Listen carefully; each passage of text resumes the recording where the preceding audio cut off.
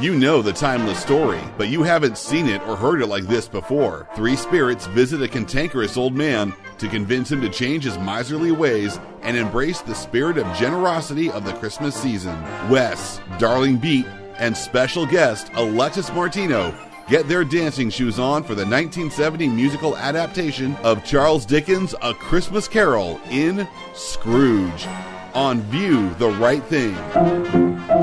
Let's all go to the lobby. Let's all go to the lobby. Let's all go to the lobby to get ourselves a treat.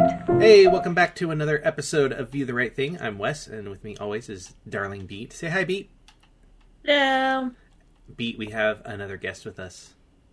It's been... We do. Yeah, it's been Christmas miracles all month long. It's been very exciting. We have...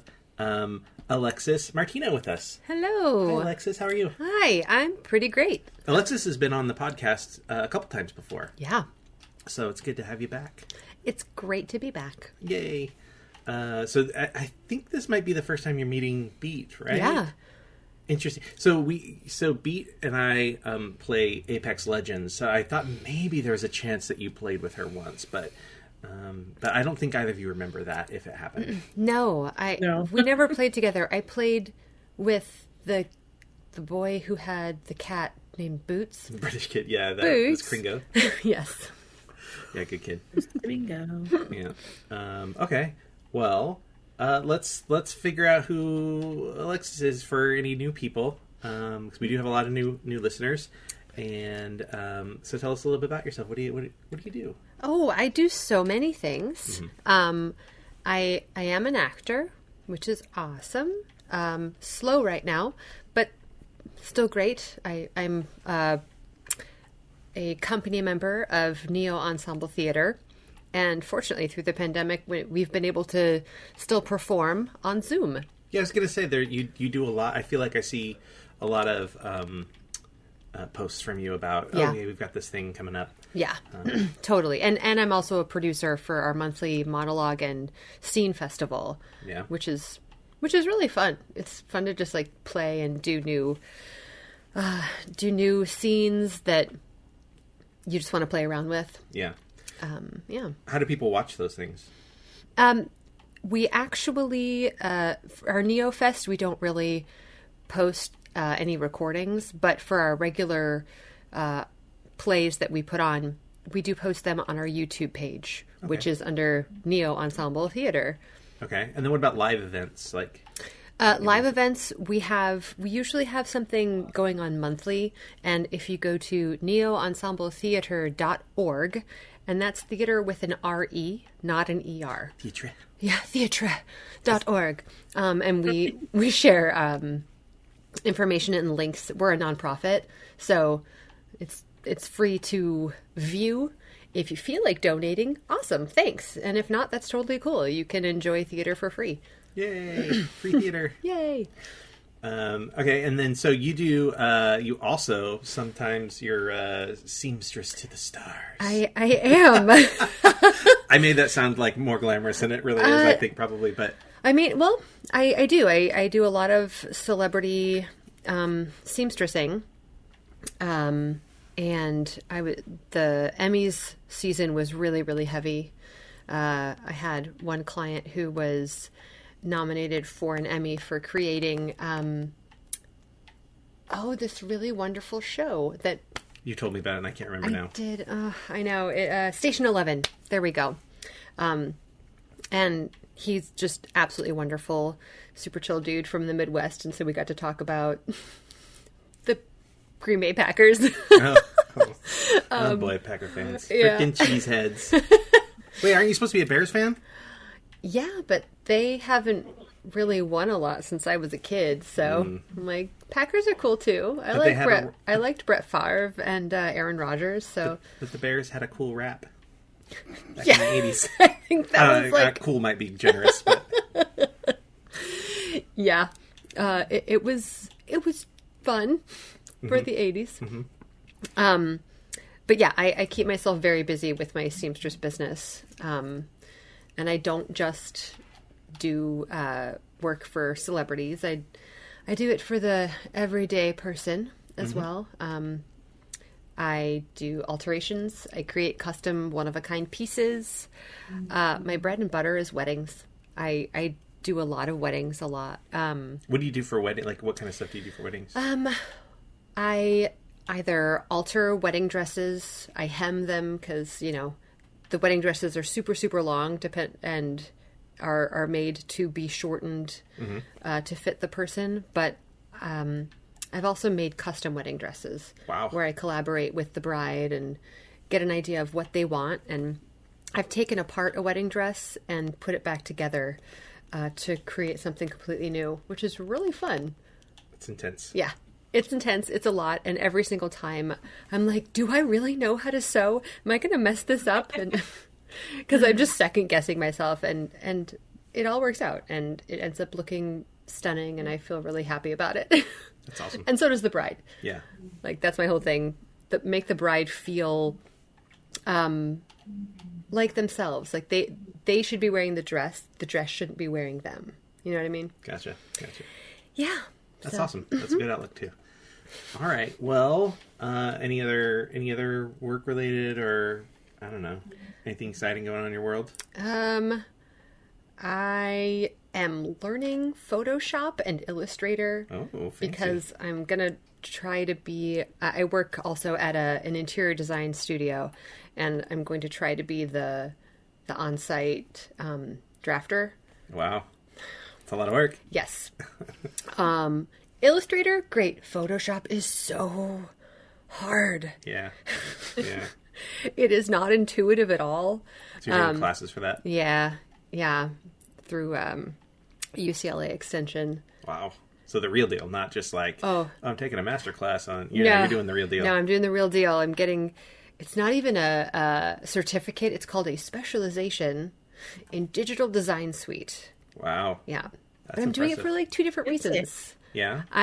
Yes, it would be cool to make some more money with my interior design job, but down the line, I want to have my own production company, and I like being in on the creative aspect, and I have this really vivid imagination that I wish I could just have a projector screen shown on the wall of what I'm imagining. Yeah. And with all of these skills, I could be able to create those worlds. Yeah, I get that. I go through this thing where when I work on a production and I'm trying to shot list and you have to basically edit the movie or the music video or whatever it is you're doing. You have to edit it in your head and know how it's going to piece together, so that way the shots match. And I try to be creative, and so I'm like, I'm not great at drawing, so trying to come up with a thumbnail or a storyboard for something is a little rough for me because I can't quite get it the way it is in my head. Totally. And I found that the shortcut for me is to not do that. To find somebody that you work with a bunch and that knows you really well. In my case, it's our friend Chris, and so he shoots everything for me, and so he knows what I want, and so like the shorthand is just. It's just so simple. Like the last couple things we've worked on, I was like, this is the first time where what's in my head is exactly what we see on screen. So it's pretty exciting when you have a situation like that. But if I had the skills to create thumbnails or something digitally or whatever, and I know there's apps and stuff for it, but there's still a learning curve that I struggle with. So I'm impressed that you're doing that. It's a lot of work. It is. Beat. Yes. You sound so far away. Sorry, I turned my head to the right to look at Coda. She was being weird. But yes. Freaking cats. How's your life? What's going on in your world? Nothing much. Just a little work trip coming up, but other than that. Yeah. Do you want to talk about where you're going or no? Yeah, we can. I'm going to Philadelphia. Yeah. Super excited for that. And get this. I was like, so are you going to go get a cheesesteak? Like, that's the obvious question you ask somebody when they're going to go visit Philadelphia, right? And she's like, oh, I didn't even think about that. And I'm like, what? I was more worried about them actually getting me a hotel than what I was going to do when I got down there. Yeah. Okay, fair enough. They're not very reliable on the communication for trips. Oh, no. You sometimes go like last minute quite a bit, right? When they send you. Yeah, with the Florida trip, we didn't even know what hotel we were going to be in until we landed. Wow, that's. I was like, oh, okay. Probably full of anxiety. Yes. Have you been to Philadelphia before? I Alexis? never have. Neither have I. Neither have I. I do want to go get a cheesesteak. I get cheesesteak and pepper pot soup, like a Philadelphia pepper pot soup. Ooh. Yeah, I had it once, but I had it in Seattle, which is not Philadelphia. So I feel like if you're gonna have a Philadelphia pepper pot soup, you gotta have it there. But so I'll those would be the definitely things check it out. Okay. Not a ton to report on my end. I went to Chicago, which is really, really fun. Not great reasons to go, but we had a death in the family, but we knew it was coming, so it is what it is. But I got to see my mom and my aunt, my cousin, which is really great. I definitely don't ever see my aunt and my cousin. Yeah, it's really, really rare. Matter of fact, I don't think I've seen either of them since I've lived in California. So it's at least 12 years. Wow. So it was nice being able to see them, and we did the two things, going back to the food thing, regional food. We did the two things I wanted to do. We had Lou Malnati's. Yes. And then we had Al's Italian beef. You said the two things. Yeah. I was hoping you would say, this may sound random, that I'm like so excited about this because I'm from Chicago. Yeah. That's why I'm so excited about the food. So so it's a really cool thing. So Lou Malnati's does Gold Belly, the you can have it mailed to you and you just cook it. They work with another company called Taste Chicago that also mails stuff out, and they do an exclusive pizza. You can't even go into the restaurant and buy it. You can only get it through the mail order service. It's an Italian beef pizza. Oh my God. Yeah, I really want to try it. Oh my God, that sounds so good. So I did my pizza. I did pepperoni, olives, hot giardiniera, and extra cheese in a deep dish. It was awesome. Oh my God. It was awesome. So good. Oh, you're living the life. Yeah. And then we did Al's Italian beef. We it's kind of hypocritical of me to talk about a TV show because I get on beat sometimes when I'm like, don't talk about TV. But we stopped by the Firehouse for Chicago Fire, which is like my favorite show. Yeah. And my cousin and I walked up, got some photos and stuff. Because the last time I went to Chicago, they were shooting and we couldn't get anywhere close to it.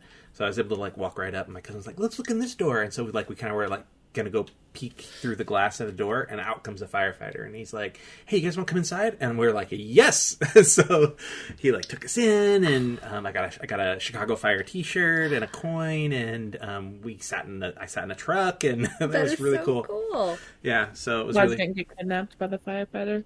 What'd you say? I'm glad you didn't get kidnapped by the firefighter. Yeah, no. It was cold there. It was really cold. Yes. He knew how grateful we were to go inside too. But yeah, it was a really special kind of experience, and then after that we went to Al's and had Italian beef, and everybody was so happy. My aunt was really resistant to it. She's like, I'm not really a sandwich person. I don't eat that much meat, and blah blah blah blah. And so my cousin and I spent the day talking her into it. And my mom can't eat gluten, and of course they don't have anything that's not. They have tamales there, but my understanding is tamales at Al's are frozen tamales they throw in the microwave. So she's like, I'll just get it without the bread. And I was like, you're gonna get a wet pile of meat. That's what you're gonna eat is a wet pile of meat. She's like, I'm good with it. Yeah. And everybody was happy. It was so good. Folks, go to Chicago. Make a point. If you're not in Chicago, go to Chicago. Go to Al's Italian Beef. Yes. I recommend the one in Little Italy on Taylor Street. Number 1 Al's. It's across the street from a frozen lemonade place, which is not operating right now. Oh yeah. But yeah. Oh, and then we went to in Oak Park. This place called Peterson's does ice cream. It's an old school. I mean, it's only been there since the 80s, I think. But it's kind of like an old school, almost like a soda fountain, but it's just ice cream. Cool. It was my aunt's favorite thing to do. So. We went and got ice cream, and it was great. That sounds so nice. So that's what's going on in my world. Beautiful. Yeah. All right. Well, let's talk about this movie a little bit, shall we? Okay, so let me do the description real quick. I'll do the. I know Dwayne. Thank you, Dwayne, for always doing the intro with the little description, but I'm going to also repeat it. I don't know why anyone wouldn't know what this show is, but so we watched 1970 Scrooge. It says, a musical retelling of Charles Dickens' classic novel about an old, bitter miser taken on a journey of self-redemption, courtesy of several mysterious Christmas apparitions. I like that word, apparitions. So, the first question, I'll go to Alexis first, since she's a guest, and then I'll ask Beat. Alexis, did you enjoy this film? I did. You did? Yeah. That's good. Well, you're a musical. Yeah, I lady. majored in musical theater. Yeah. I was like, I want to do a musical with Alexis. Oh my gosh. I really enjoyed the dancing. Okay. That, when I was in college, that would have been something that I would have had to learn. I was like, oh, that one looks really fun. The December the 25th one is really, really good. Yeah. Exactly. Yeah. That's the one that... That really got to you? Yes. Yeah. Beat, how did you fare with this one? I did. I'm sorry, what?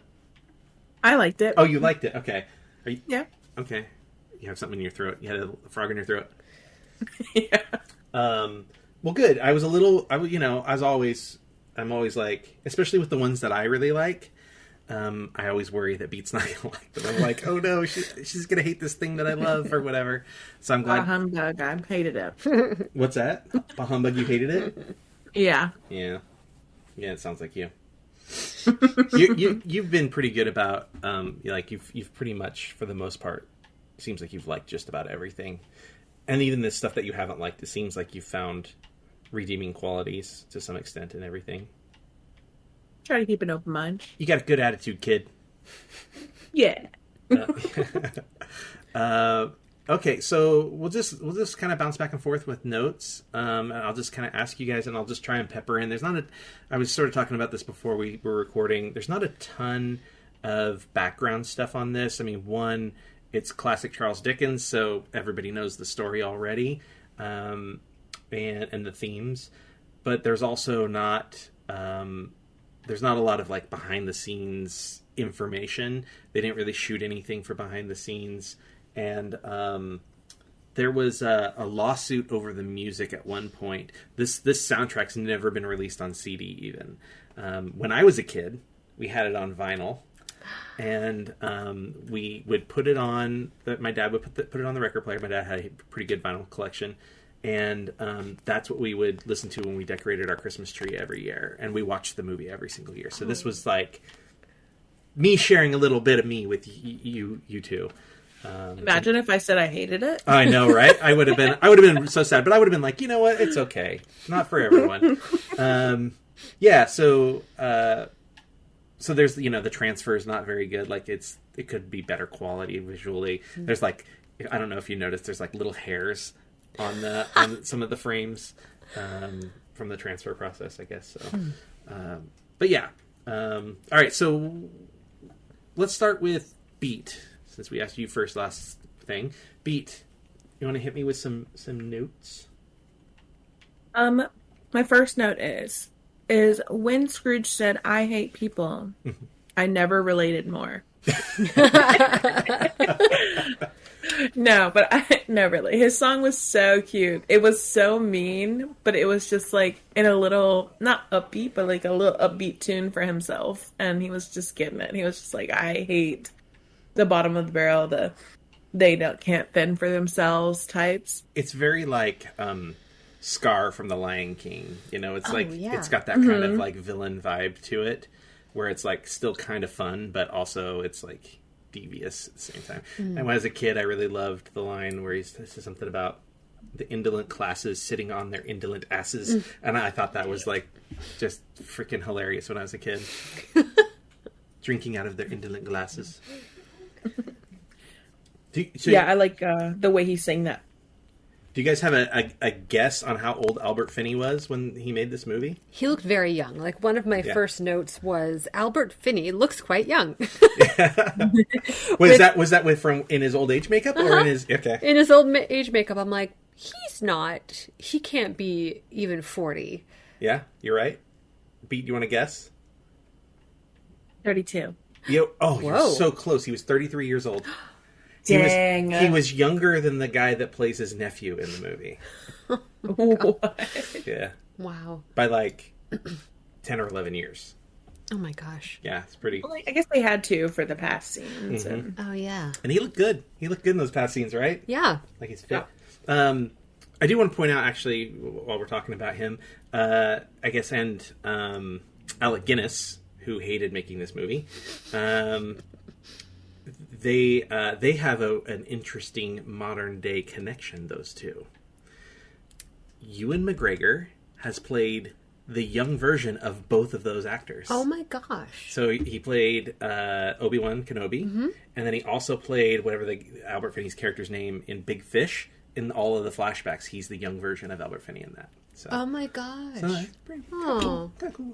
I love like Ewan that. McGregor. We love Ewan McGregor on the podcast. Yes. So we've done 2 Ewan McGregor movies since Beats joined. So He's amazing at singing. yeah. So I thought maybe I should mention it.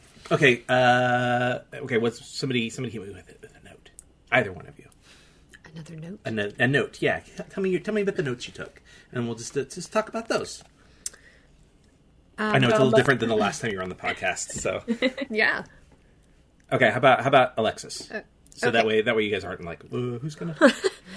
I was like really shocked by how horribly filthy his house was. Like, just because he doesn't like people, he also wasn't taking care of anything else Yeah. except for money. Yeah. Like, his life was so consumed with money Yeah. that it was really sad. Like, this was, I feel like this was one of the darker Christmas Story versions. Yeah. Like, I used to go and see the stage version of Christmas Carol like every year with my grandparents. Yeah. And so I've seen a lot of different versions, but this was so dark. Yeah, there's, the ghosts, like ghost faces when they're flying through the sky, and he goes to hell in this, and there's a lot of like really, especially when you stop and think about it, there's a lot of like really heartbreaking moments in this that I feel like, a lot of the other tellings of this talk about, but it doesn't hit you in the gut. Like, I think the relationship with his fiance, that whole thing, especially his reaction to seeing Fezziwig and sort of like sticking up for the man he was, but like sort of contradicting his outlook on being a boss.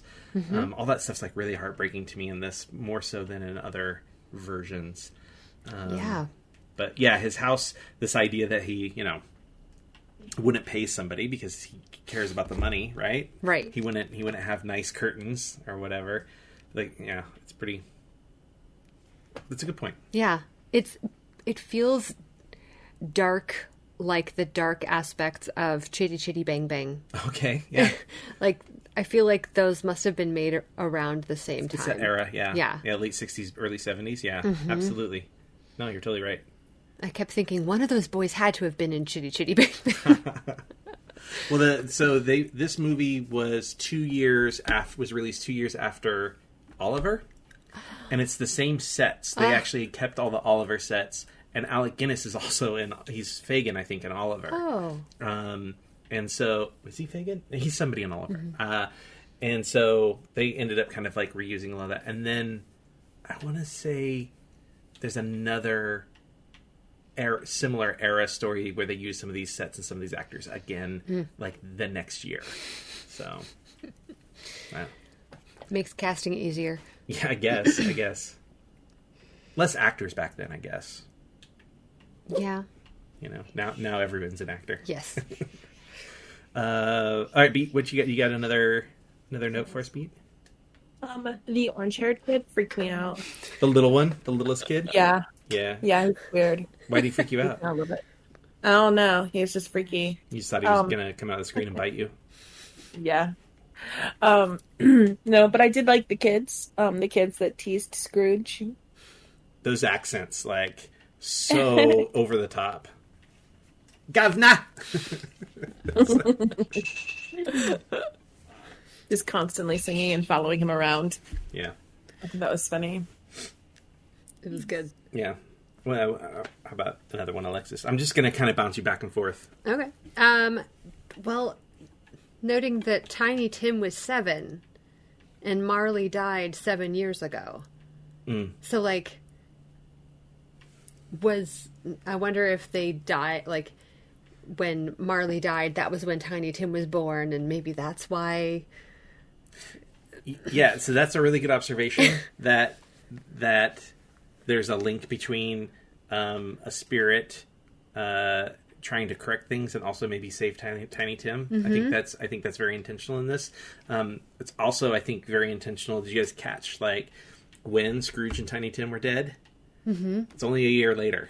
Yeah. So, you know, time is fleeting for Scrooge. So it's like he's gotta make the choice now and make the change now. Yeah. If he's gonna help himself and Tim.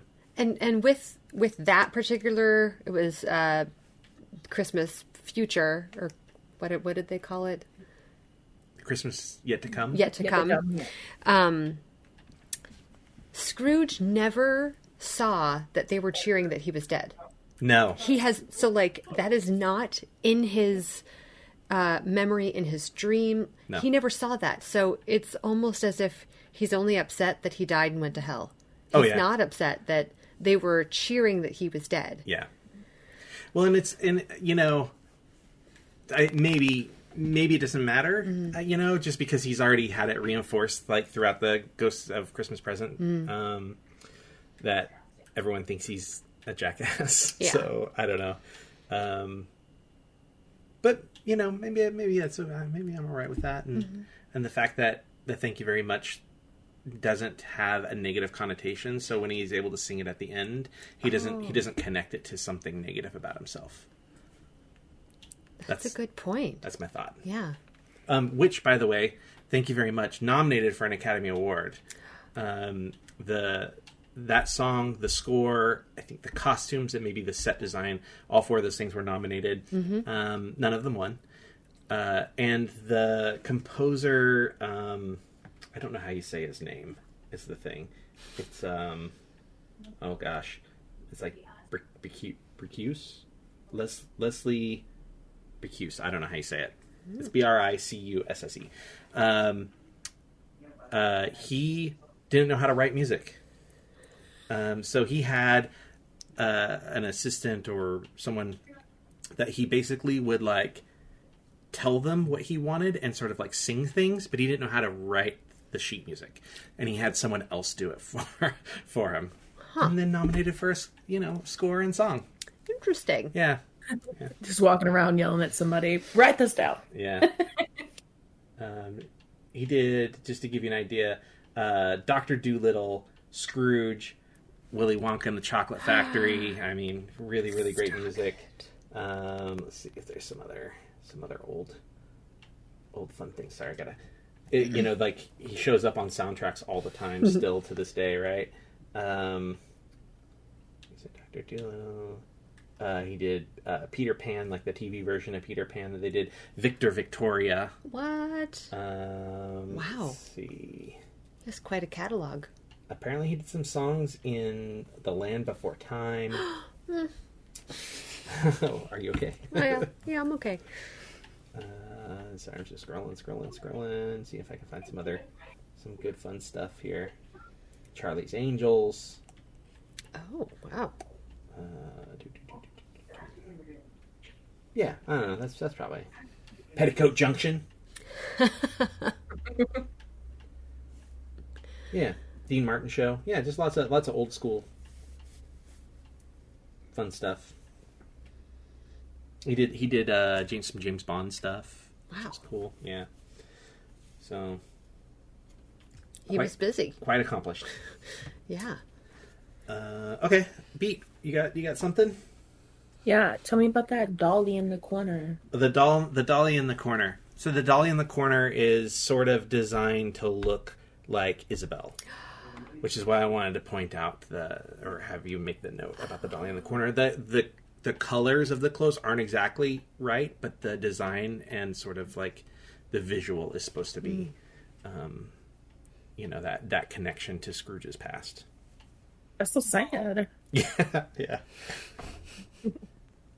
I love. He's just like, say something, you fool, or whatever. You know, he's like trying to change his past. And the moment when he comes back from the past and he's holding his pillow and he's crying, I'm like, I don't know why, but that hit me more this time watching it than any other time I've seen it. I think it's a really, really sweet moment. Yeah. Maybe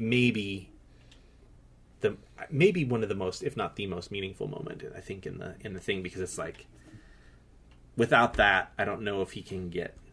I mean, I don't know if he can get any further into this. So that was definitely a devastating part. Yeah. Realizing what his greed had caused him to lose, like his true love, and he just wasn't. It's like he wasn't emotional enough. He wasn't allowing his emotions to take over. Yeah. Which was, and you know, of course, in retrospect, hindsight's 20/20, and if only he could have seen that. Yeah. Okay. What you got, Alexis? I mean, after that, what did I say? I wrote, hides his keys under his chamber pot. What on earth happened to him? Oh yeah, that idea that he has, like, and he sleeps with money around his neck too. Yeah. Yeah, that's nice details. Yeah. I'm glad you caught it on the first go round. Yeah. Because I'm not sure. You know, of course, I watched it as a kid. I didn't really understand it, but yeah, I don't know if everybody catches that on the first go round. He just, like, he was so damaged. Like, well, and also the fact that he was left somewhere. He was a little boy, a solitary boy left there by his family. Yeah, like left in boarding school. Like, why? Why only him? And then even at the school, not the daughter. Yeah. Well, I guess back then girls didn't need to learn. Oh, okay, fair enough. Fair enough. But it seemed like he was left there truly alone because there weren't even other people for him to. No other kids. Yeah. Yeah, I don't think I've ever understood that. Like, you know, it sort of gives you the vibe that, like, he's a frail child and so he can't be out in the playing with the other kids. But maybe it's that, you know, they allude to the fact that the father's mean and that they can't be all together, and he becomes obsessed with money. So I wonder if, like, you know, there's some resentment that they send him off to boarding school and they got to pay for boarding school, and bringing him home will cost money. Giving him costumes to go out and do fun things with the other kids would probably, because they're all wearing costumes and stuff, probably cost money. And then, of course, he ends up devoting an obsession to money and not being poor. And a real disdain for poor people. So that's like some serious childhood trauma. Oh yeah. From that. So that's my guess, but you know, they never really, I don't know if I've ever seen anything kind of really explore why he was a lonely kid. Yeah. Because he didn't seem like he cared that much about money when he was younger. It wasn't until he got a little older and was like, this is the way things work now. Yep. I feel like the story it goes to show that money really doesn't buy happiness. Sure. Because you're always wanting more and more. Sure. I've heard somebody say that money buys happiness only up to a point. Like, it's like when you can once you're past the point of taking care of your bills. Yeah. It's like, it no longer can make you happy. But if you can't pay your bills, it will make you happy. True. So. It does help. Yeah. Yeah. It helps with the happiness to a point. All right. Beat, you got something else? Any other notes? Did you take very many? I got a few more. So when Marley's ghost walked in, he pretty much did like a anti-gravity walk, and I thought it was hilarious. Yeah. Well, that's one of the reasons Alec Guinness hated doing the movie was he was always on wires. He didn't want to be on wires. And I think it's like really uncomfortable. And he suffered, I think, a double hernia from this and had to have surgery to fix it from making this movie. And he's not in the movie that much. He's not. Yeah. And I think he maybe had another scene or another song or something that maybe got cut. I can't remember, but I want to say that maybe he did. Yeah. Let's see. Also, the part about the bit of beef or a blob of mustard is always like stuck in my brain. Like, and that's Yeah, you're a little potato. yeah, you're a potato. Those are lines that are in like every version, right? You know, I feel like I'm struggling to think. Maybe even in the Mickey's Christmas Carol, I think maybe even some of that line is in there. Oh, maybe. I mean, a Mickey one. Oh, you've not seen Mickey's Christmas Carol? Gosh. Beat. Get on Disney Plus. One of the I think maybe the only other Scrooge movie that has gotten an Academy Award nomination is Mickey's Christmas Carol. Really? Yeah. Not even the Muppets Christmas Carol? No. Oh, that one was my jam when I was a kid. It's a good one. It is. Did you see they with the Muppets? I know we're not talking about the Muppets one, but they recently released a song that was completely cut out of the Muppets Christmas Carol, and it's on. I think it's on the DVD now, and I think you can maybe even watch it as a special feature on Disney Plus. Cool. Yeah. Because I think we watched it last year, and then I was like, oh, let's watch this extra scene. If you really want to see Michael Caine sing. I watched it all. I owned it. Yeah. On the VHS when I was a kid. I'm proud of So you. we watched it a lot. Yeah, I love Muppets. Okay, so non-Muppet related. How about Alexis? You got another I gotta say, the Ghost of Christmas present. The big life. jolly. Yeah, that guy was 5'7". No. Yeah, he wore 12-inch stilts to be taller. I was so nervous with all the candles. There were so many candles in that scene, and his sleeve was everywhere. so long. Yeah. I was like, wait, be careful when you grab that canteen to fill up the jug of happy milk. Oh, the milk of human kindness. Yes, the milk of human kindness. Yeah. But he was a sassy ghost. He was sassy. That's what I loved. And I gotta say, if they remade it exactly like the film, he would need to be played by Jermaine Clement. Oh yeah, absolutely. What great casting. Oh man, that's awesome. I would love to remake this. That's a dream. That's a dream. I don't know who you cast as Scrooge, but that's a dream. Yeah. The Ghost of Christmas Present, I think, is pretty consistently a lot of people's favorite sort of like sequences.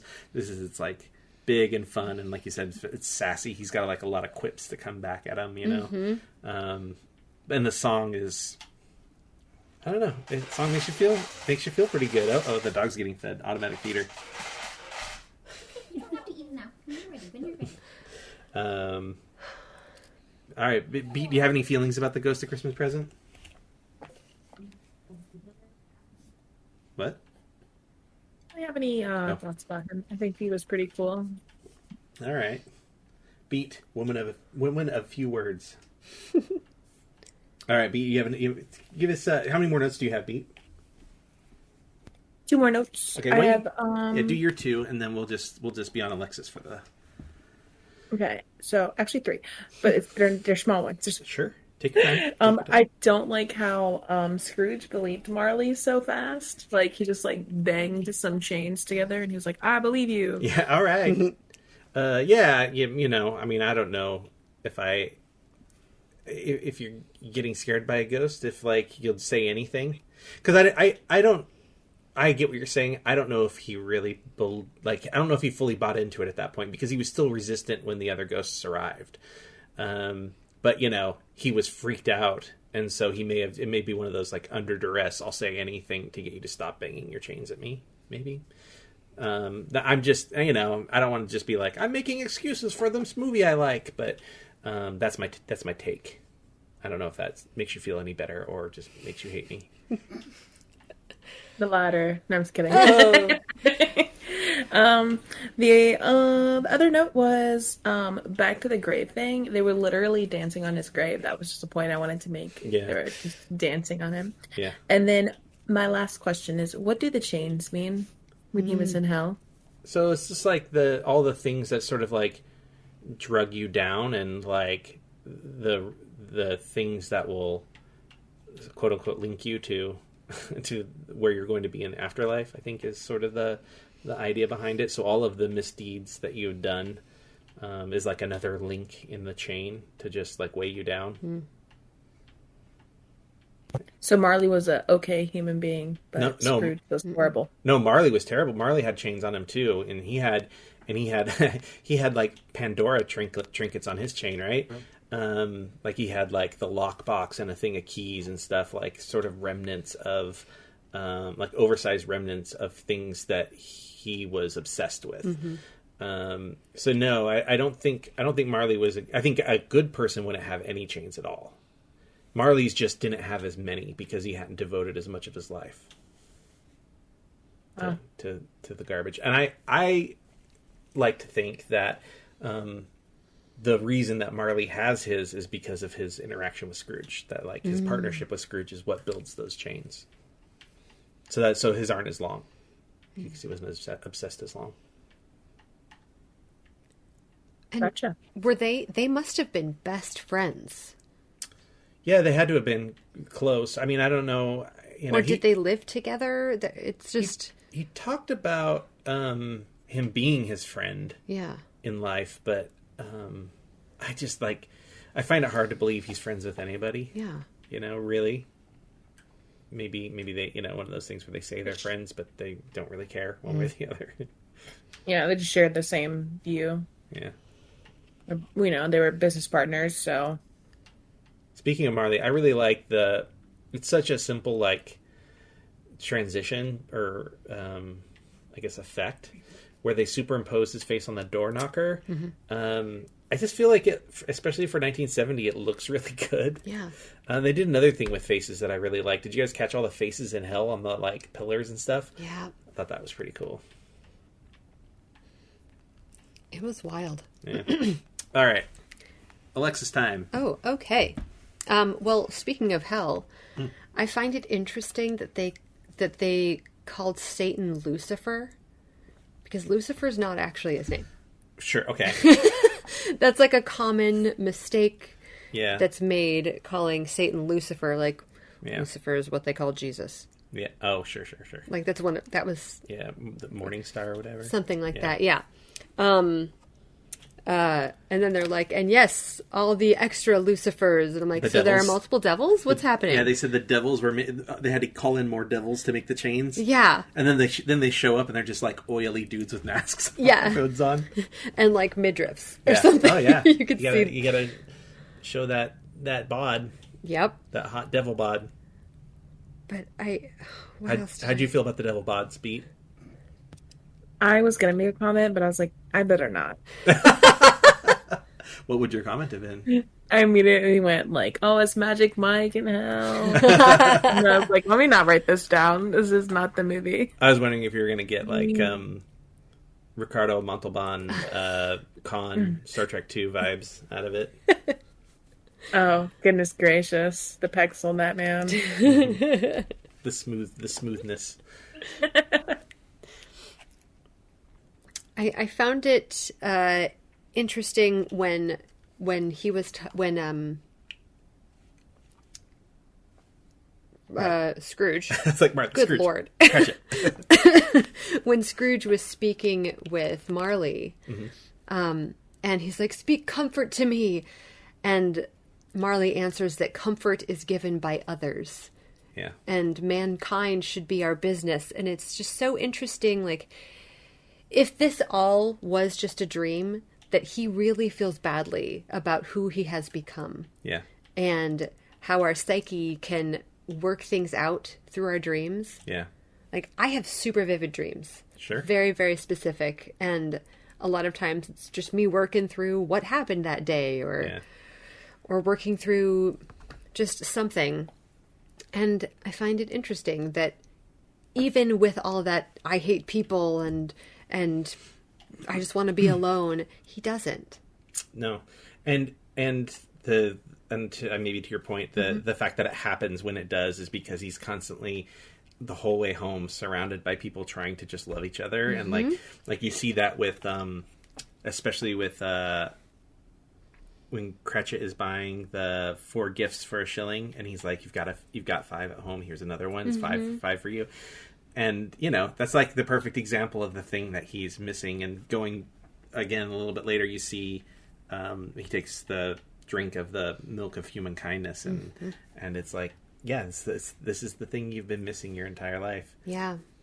And you know, it's weird at the end of the movie, maybe more now as I'm older, but I'm every time now when he leaves the big crowd that's like celebrating at the end, and he like walks off on his own, I'm like, is he about to go die? Yeah. Like, is this it for him? Is his last act on Earth like this ultimate good deed where he forgives everyone's debts and gives away a lot of his money and gives possessions to people?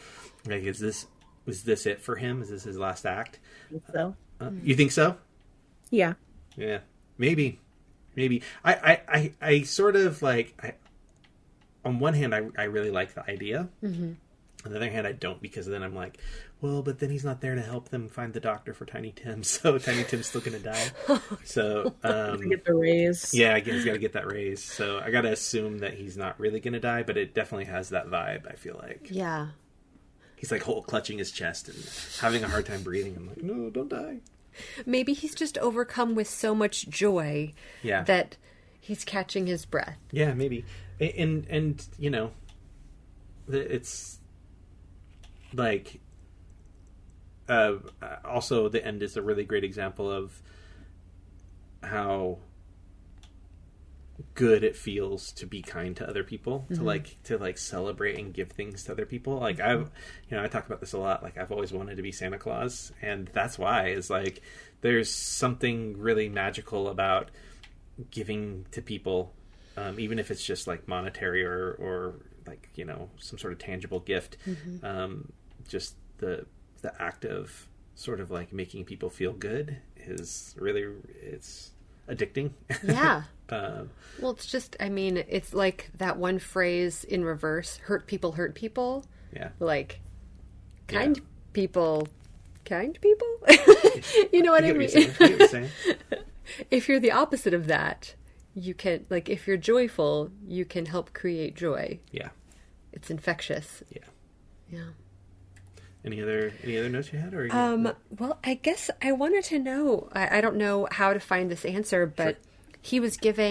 He gave that at the end when he was like, oh, go get the chicken, the biggest goose. The biggest goose, and I'll give you half a crown. Yeah. And he was so excited by half a crown. Like, what could that possibly be in today's money? Sure, we can find that out. Value of a crown, 1864. Half a crown. Melt value. Let me see if I can kind of.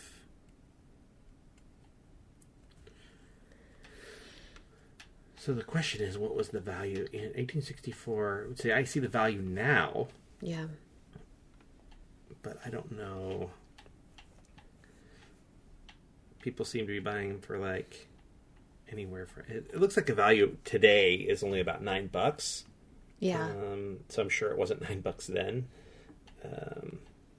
But then I also see like, you know, some sell for $3,000 now. So wow.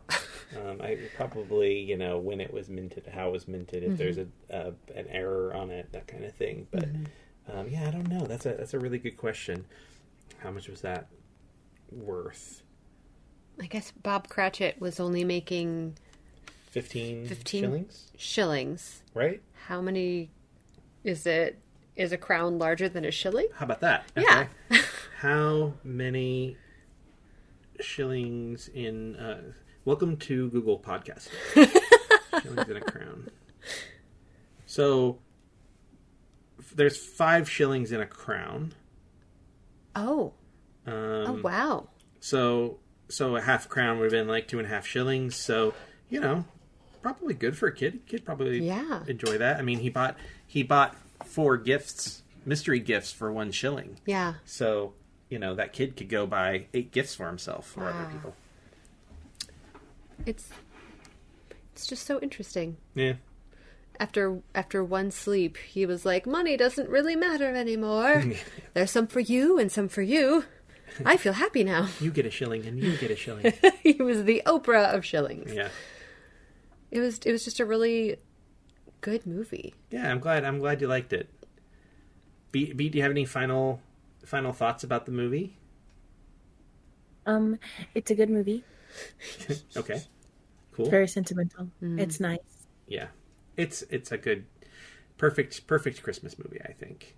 And the music's infectious. Are either of you going to look up the music and like put it on your phones or whatever? Yeah. I actually want to... I can't remember the name of the song right now, but it was something about... It was something that Albert Finney sang where... Was his lament, his sad song? I think it might have been. Yeah. The you. I want to find that song and like recreate it. Yeah. I think you should do a December the 25th TikTok. And do the dance. See if you can start a new trend. Yes. A new TikTok trend. I would love that. If Alexis does that, are you going to do it, Beat? No. All right, fair enough. That's okay. Will if Wes does it. I mean, Alexis has to create it first. Okay. I don't think it's going to happen, so I think we're okay, Beat. Taking the note. Yeah, right. Yeah, I know. All right, well... this was our last Christmas episode. This was it is now, I believe, the 23rd of December. And so this was it before Christmas. And so our next one will be our New Year's episode. Ooh. And it was a special request by one Miss Darling Beat. I'm so excited. So we'll share what that is. So that's, you want to say it? You want to say what movie it is? It is Gantz Zero, which can be found on Netflix. So, and is it anime? Yes and no. Yes and no. Okay. I don't know what that means, but I'm going to find out. I'm excited. I'm excited that I get to watch something that Beat specifically picked. That she was like, "I want you to see this." So Beat, you're going to be in charge of like running that episode, homie. The pressure. Yeah, you got to find all those facts. Because I don't want to know ahead of time. Because I do a little bit of research, and I don't want to know about a movie I haven't seen ahead of time. So I got you. Yeah. Okay. It was kind of like what I did Friday with Daniel Weiss, and so that was his favorite movie, and I had never seen it before. So I said, "Hey, man, this is on you. You're the podcast host on this one." So that went well. It was fun. Cool. Listen to our Friday episode, available now. All right. Well, I think that's it. Until next week, everyone. Alexis, thank you. Do you have any socials you want people to follow or anything? You can feel free to follow me on TikTok. Yeah. I am... You post pretty regularly on TikTok. Semi-regularly. I feel like I see you pretty regularly on my For You. Okay, cool. I am at alexis.c.martino on the TikTok. On Instagram, I am Alexis C. Martino. Making it really easy. But no dots in that one. No dots. It's just straight Alexis C. Martino. And I don't really Twitter anymore. Yeah, so. I'm my personal is off Twitter. We still have View the Right Thing on Twitter. We also have View the Right Thing on Post as well. We don't have Hive yet. I'm working on getting a Hive. Because who knows what the next one's going to be. It's probably one of those two. I tried Mastodon and it's confusing, so I don't think Mastodon's going to happen. But can they bring back MySpace? Oh man! Well, so on Hive, really cool thing. Yes. So Hive, first of all, it's colorful. It's got an interface a little bit more like Instagram, where it's like if you do a picture, that's like sort of the main thing you really see. And then if you click on somebody's profile, if they've linked their Apple Music, they can choose like their favorite song on Apple Music. So when you go to their profile, it plays. So if you go to my profile on Hive, you immediately hear the end credits from E.T. Oh. And then if you want to support the Hive application and the developers, for $2 you can buy extra Apple slots for $2 each. So if you want to have multiple songs on there, you can have cool. multiple songs, and it supports the app. I like that. Yeah. That's awesome. So Hive is pretty cool. Post is hard to get into, although they just opened it up to more people. I think when I signed up, they were like, "You're on a waiting list. You are, 84,000 on the list." Whoa. And then they just recently opened it. But by that night, though, I got an email saying, "We're over 100,000 people on our wait." I was like, "Wow!" In a couple of hours. But they've opened it up, and I've got in on that now. So hopefully, other people will be able to get into it. Okay, Beat. Any last thing you want anyone to follow you anywhere? No. No. Fair enough. Stay away. All right. Well, until next week, everyone. Bon cinema.